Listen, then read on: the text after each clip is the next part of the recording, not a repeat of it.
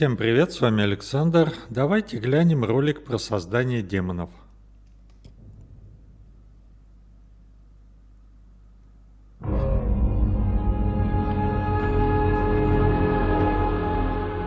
I just saw someone in the woods. Okay, very good. We're freaked. Who's there? Whoever you are, this isn't funny at all. The demons are an integral part of the story of Lиттл Хоуп. It's the crux of a lot of the things that happen, and that informs a large part of what we're doing. The starting point for each of the demons was the style of execution. They're based on a character that gets killed. That then informs how the character behaves, how it moves, how it sounds, and those are all brought together to give us that convincing, terrifying demon. In order to make convincing demons, you need to ground them in nature. So what we do is we use our understanding of anatomy and our deep understanding of biomechanics and the principles of the way things move and the way things actuate, and we apply this to the demon design. We obviously start with the production design. The production design is a drowned demon. What we need to do then is look for extra reference. We have to look at stuff like autopsies. We'd look at what happens to the skin when it gets exposed to water for a long time. We have to look at creatures from underwater. We look at various types of fish. Loads of images and real-world reference helps, although it's slightly gruesome. This particular demon we're looking at is the one that's been hung. We didn't want to show the whole of this character, and right from the beginning we said, let's focus on the areas which are the most terrifying.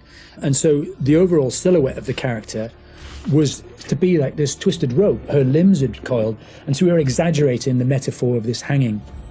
1,000 years of being trailed along the ground, it had worn away her feet, the bones being worn down, the nails being broken off. She'd been in pain for a long time.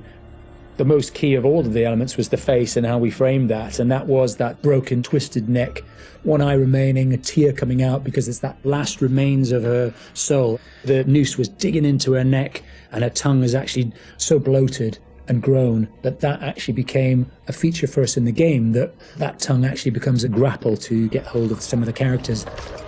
To animate a demon, we would start with looking at how they walk or move forward. Some of them are dragging themselves, and then also how they would attack their victims, just flesh out the layout and the choreography of it. Mocap is a big help. Obviously, it's a lot faster than keyframing from scratch. So we decided to use it as a base for some of them, and then we would layer on top of that all the characteristics that bring them to life, even though they're dead. The Crush Demon in particular was difficult to work with because we weren't able to use motion capture footage, so that is going to be completely hand animated. So that meant we were really starting from scratch. All the other demons, we did use actors' footage, so we have a lot of actors with spikes tied to them, limping across the scene. Let's get the fuck out of here! On the Broke Demon, we asked the actor to use various props to try and achieve the sort of movement that we wanted. And I think he did a great job. It was really successful. We've had to, again, add on to that to help with the weight and the believability.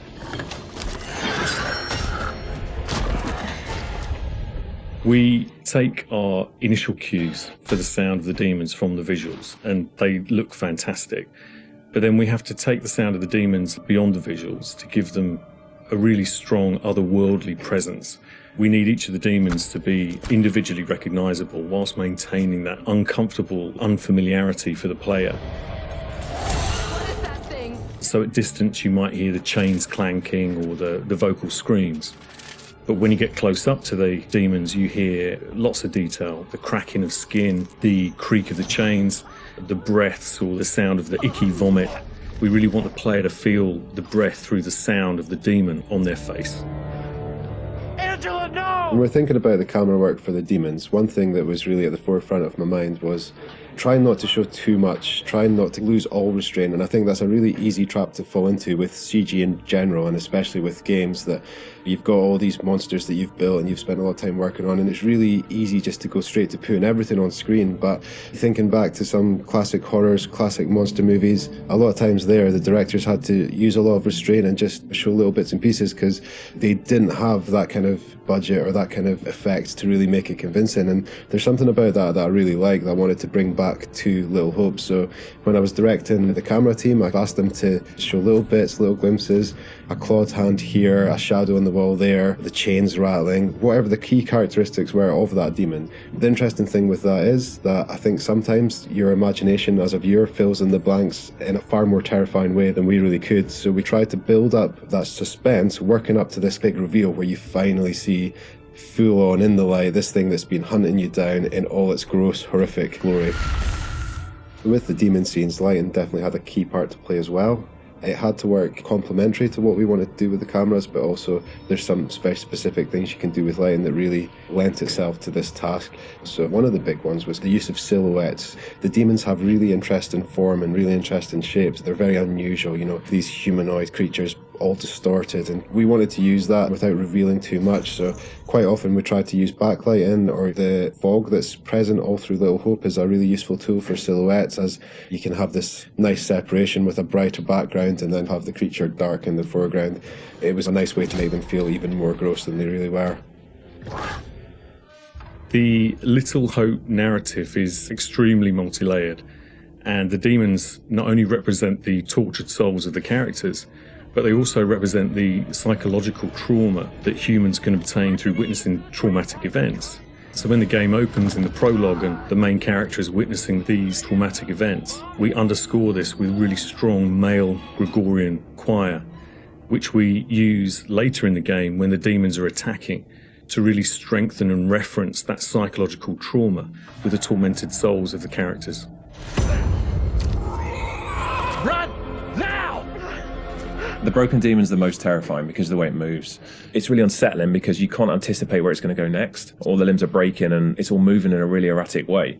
So if you were to try and escape from it, you wouldn't know where to go because it might go there or it might go over here. So that's the most terrifying in terms of unpredictability, I suppose, and having a deep effect on your psyche.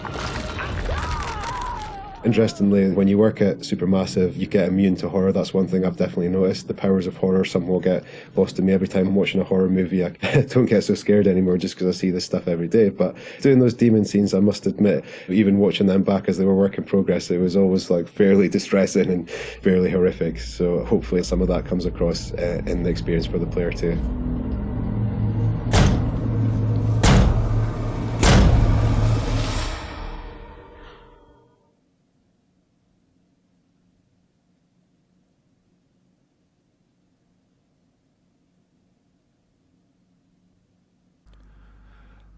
Ну что ж, вот такое интервью. Теперь знаем, как делают монстров. На этом пока все. Комментарии, лайки, подписки приветствуются. До свидания.